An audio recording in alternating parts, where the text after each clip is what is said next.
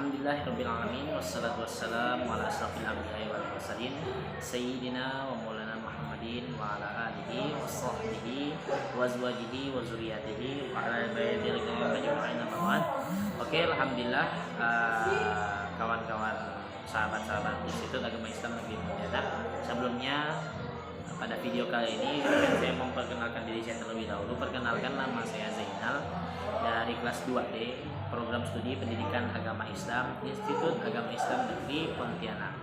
Oke, jadi pada video kali ini saya akan membahas tentang sidang Dewan Keamanan PBB yang dilakukan di New York, Amerika Serikat pada tahun 1947.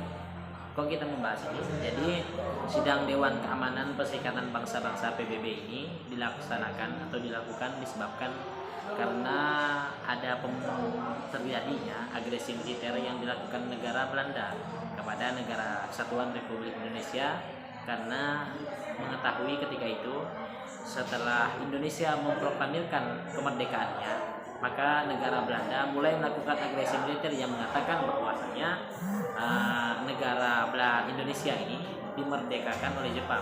Akan tetapi tuduhan itu sebenarnya tidak mempunyai bukti dan dasar.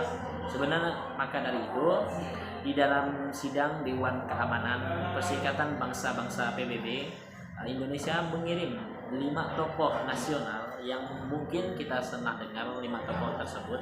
Jadi pada video kali ini saya akan membahas 5 tokoh ini. Saya akan menyebutkan 5 tokoh sidang Dewan Keamanan Perserikatan Bangsa-Bangsa Delegasi Negara Kesatuan Republik Indonesia, yaitu pertama Sultan Syahrir, yang kedua Kiai Haji Abdul Salim, yang ketiga Sujiatmoko, yang keempat Sumitro Kusumo, yang kelima Charles Tambu.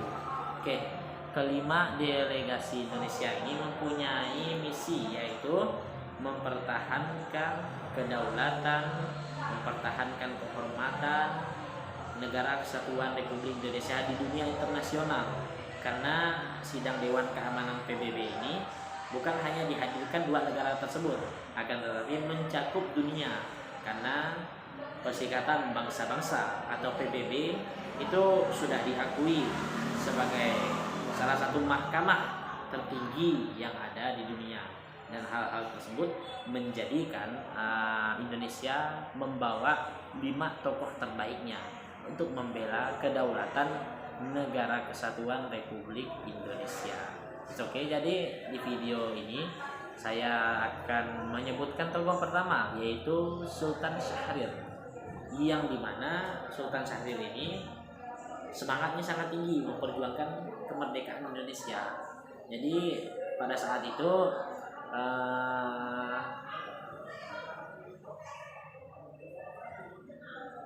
Sultan Syahrir ini juga tidak diragukan lagi, pria kelahiran Padang Panjang ini, kelahiran Padang Panjang, daerah Sumatera, provinsi Sumatera Barat, yang dilahirkan pada tanggal 5 Maret tahun 1909, yang mana ia sebagai menjadi pembicara di Dewan Keamanan PBB dan menjelaskan tentang perkembangan kini di Indonesia hingga sejarah Nusantara sampai zaman kerajaan Majapahit, yang mana ternyata mempunyai hubungan naksaranya, yaitu tepatnya di Afrika Timur.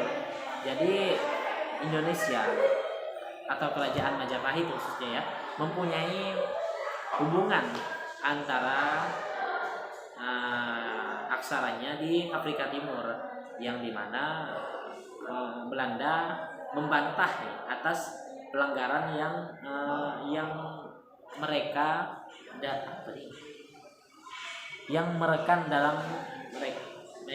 rekam dalam perjanjian Lingkar Jati, dan justru membuat tuduhan yang tidak terbukti kepada Lingkar Jati kepada Indonesia. Oke, membuat tuduhan yang tidak jelas kepada negara Kesatuan Republik Indonesia. Tapi hal tersebut bukan menjadi sebuah pematahan argumen, ya. Maka dalam hal itu Sultan Syahrir akhirnya mampu menegaskan kepada Dewan Keamanan PBB, bahkan mendapatkan pujian dari media Amerika Serikat nih. Sultan Syahrir yang Dewan Keamanan PBB menginginkan solusi damai. Juga ia menuntut Belanda untuk menghentikan ketika adanya agresi militer pertama dan mencabut seluruh tentaranya yang berada di Indonesia. Jadi pada saat itu Sultan Syahrir menyampaikan bahwasanya tuduhan-tuduhan yang memang disampaikan Belanda kepada negara kita itu adalah tuduhan yang salah tanpa bukti. Maka dari PBB sampai ingin memilih jalan tengah, ya, karena memang PBB tugasnya memilih jalan tengah untuk bisa melakukan aksi damai, dan Belanda diharapkan untuk menarik pasukannya, tentaranya yang ada di negara Kesatuan Republik Indonesia itu balik kembali ke Belanda, karena memang agresi militer ini sudah melanggar hak asasi manusia dan juga mengancam kedaulatan negara Kesatuan Republik Indonesia yang pada saat itu sudah merdeka. Oke, jadi kita lanjut ke tokoh yang kedua, yaitu yang menemani Sultan Syahrir nih adalah yang namanya Kiai Haji Agus Salim, yang lahir pada tanggal 8 Oktober tahun 1884, yang mana usahanya dalam kemerdekaan Indonesia serta kemampuannya menguasai 7 bahasa, ya, mengantarkan Haji Agus Salim menjadi diplomat ulung dan dipaksa dan pasca kemerdekaan negara Kesatuan Republik Indonesia, Haji Agus Salim menjabat sebagai Menteri Luar Negeri negara Kesatuan Republik Indonesia, yang akhirnya mengunjungi negara-negara Timur Tengah untuk mencari dukungan. Haji Agus Salim mencari dukungan di negara-negara Timur Tengah karena memang tugas beliau sebagai Menteri Luar Negeri, dan pada saat itu kemerdekaan Indonesia itu harus diakui. Kalau sampai tidak diakui, maka hal-hal tersebut mungkin akan terjadi hal-hal yang tidak diinginkan. Maka beliau pergi ke negara-negara Timur Tengah. Indonesia salah satunya telah mendapat dukungan terlebih dahulu dari negara terdekat kita, yaitu Mesir. Haji Agus Salim berhasil mendapatkan pengakuan dari Mesir atas kemerdekaan negara Kesatuan Republik Indonesia melalui perjanjian persahabatan. Jadi sahabat-sahabat semuanya, kalau seandainya ketika hal tersebut terjadi sampai kita tidak terlaksanakan atau tidak menemukan dukungan, maka posisi negara Kesatuan Republik Indonesia itu agak goyah. Akan tetapi ketika mendapat dukungan, ya ternyata masih mempunyai hujah, mempunyai sebuah pertahanan yang dimana ada negara yang sudah merdeka mengakui kemerdekaan negara kita. Yang salah satu perjuangan dari Kiai Haji Agus Salim adalah melakukan perjanjian persahabatan kepada negara Mesir, yang menjadikan negara Mesir mengakui kemerdekaan negara Kesatuan Republik Indonesia. Lalu tokoh yang ketiga adalah salah satu cendekiawan dari Indonesia, yaitu Soejiatmoko. Dia juga ikut dalam perwakilan delegasi Indonesia untuk mewakili di sidang Dewan Keamanan Perserikatan Bangsa-Bangsa. Ia merupakan salah satu anggota termuda pada sidang PBB tersebut. Dia lahir di Sawah Lunto pada tanggal 10 Februari 1922, yang merupakan salah seorang pemimpin yang selalu memadukan banyak pengetahuan untuk kehidupan manusia melalui forum-forum yang ada di dalam negeri maupun juga di luar negeri. Soejiatmoko akhirnya mengeluarkan pemikiran-pemikirannya tentang permasalahan yang berhubungan dengan ekonomi, politik, dan budaya. Yang lalu kita akan membahas tokoh yang keempat, yaitu Sumitro Cahyokusumo, merupakan tokoh besar ekonomi di Indonesia.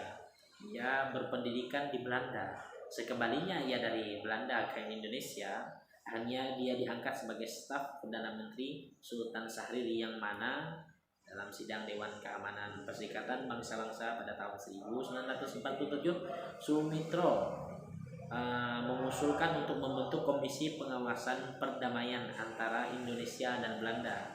Ya, ini ya sahabat-sahabat semuanya termasuk ide yang sangat baik, karena ketika dua negara yang bersekutu yang saling bermusuhan itu harus didamaikan. Maka salah satu kontribusi pemikiran dari Sumitro Cahyokusumo yaitu dengan membentuk komisi perdamaian antara Indonesia dan Belanda. Dia juga menuntut Dewan Keamanan Perserikatan Bangsa-Bangsa untuk menarik tentara Belanda yang ada di Indonesia. Nah, jadi hal ini sangat memang sesuai dengan hak asasi manusia ya. Usulan dari Sumitro ini karena memang hal-hal yang terkait dengan agresi militer ini sangat mengancam. Sekali lagi kami sampaikan sangat mengancam. Oke, jadi sebelum kita lanjutkan lagi, jadi saya akan menyebutkan lagi. Jadi Sumitro ini lahir di tanggal 29 Mei tahun 1917.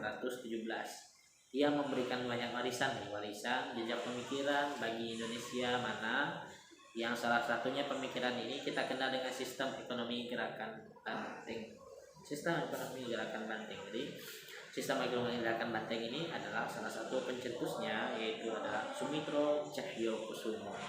Oke, yang terakhir ini, tokoh terakhir ya di dalam sidang delegasi Dewan Keamanan Perserikatan PBB tahun 1947, yaitu Charles Tambu. Ia juga merupakan salah satu perwakilan pemerintahan Indonesia dalam diplomasi internasional, meskipun ia bukan asli yang berasal dari Indonesia ya. Charles Tambu ini bukan asli Indonesia loh. Namun ia juga dikenal sebagai salah satu pahlawan sidang keamanan PBB yang diadakan pada tanggal 14 Agustus 1947. Charles Tambu memang sering namanya tidak terdengar sebagai pahlawan perjuangan, namun ternyata kiprahnya dalam mempertahankan kedaulatan, kemerdekaan negara kesatuan Republik Indonesia dalam peristiwa sidang Dewan Keamanan Perserikatan Bangsa-Bangsa sendiri, serta ia memperoleh dukungan agar Indonesia bisa meraih kemerdekaannya di kancah internasional. Charles Tambu tercatat sebagai seorang diplomat Indonesia. Ia merupakan imigran Tamil dari Sri Lanka ya. Jadi beliau bukan asli Indonesia, beliau imigran datang dari negara Sri Lanka yang sejak kecil sudah bergaul bersama dengan orang pribumi dari Hindia Belanda. Akibat pergaulannya dengan anak-anak pribumi, akhirnya masa kecilnya full berada di negara kesatuan Republik Indonesia, yang menjadikan ia akhirnya dapat membentuk Charles Tambu terhadap persoalan-persoalan yang sedang berada di negara kesatuan Republik Indonesia pada saat itu tengah berkonflik dengan negara Belanda, terutama memperoleh kedaulatan di meja internasional. Ini jadi target Indonesia pada saat itu memperoleh kedaulatan di meja internasional, karena hal tersebut bisa memperkuat negara kita untuk bisa lebih kokoh dalam mempertahankan kemerdekaannya. Charles Tambu memiliki tugas dalam sidang Dewan Keamanan PBB sebagai pencatat diskusi kedaulatan Indonesia di PBB sampai selesai. Salah satu dari 5 tokoh yang menginspirasi kami adalah Charles Tambu ya. Ini membuktikan ya bahwasanya beliau ini tidak asli warga negara kita, akan tetapi karena kecintaannya, karena sudah bergaulnya beliau dengan warga pribumi yang menjadikan kontribusi pemikiran beliau, bahkan beliau keluarkan di dalam sidang delegasi Dewan Keamanan PBB. Maka dari itu kita sebagai mahasiswa ya, sahabat-sahabat semuanya, untuk bisa lebih berkontribusi lagi pemikirannya untuk negara kita tercinta, yaitu negara kesatuan Republik Indonesia. Karena di mana seorang mahasiswa itu dilatih pemikirannya untuk memajukan bangsa dan negaranya, bahkan yang lebih kecil adalah memajukan keluarganya.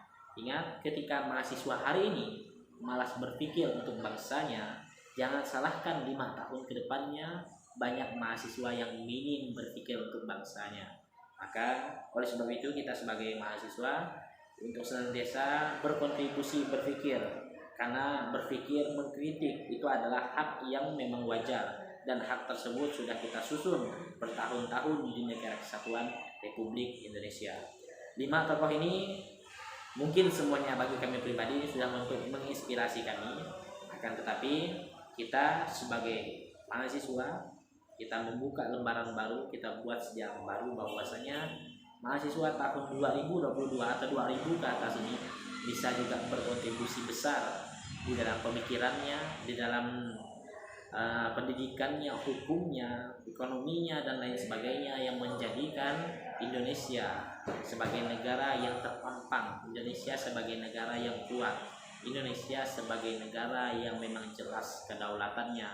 Indonesia bukan hanya negara yang duduk dan lain sebagainya, diam melihat sebuah kerucuhan atau lain sebagainya, akan tetapi mahasiswa Negara Kesatuan Republik Indonesia bisa lebih berpikir untuk kedepannya terhadap kemajuan pemikiran kita dalam membangun Negara Kesatuan Republik Indonesia. Oke, terima kasih sahabat-sahabat semuanya. Kami memohon maaf apabila ada kesalahan di dalam pembuatan video ini. Terima kasih, mudah-mudahan kita bisa jumpa di video selanjutnya. Yang benar datangnya dari Allah Subhanahu wa taala, yang salah datang dari diri kami pribadi. Wallahul muwaffiq ila aqwamit thoriq. Wassalamualaikum warahmatullahi taala wabarakatuh.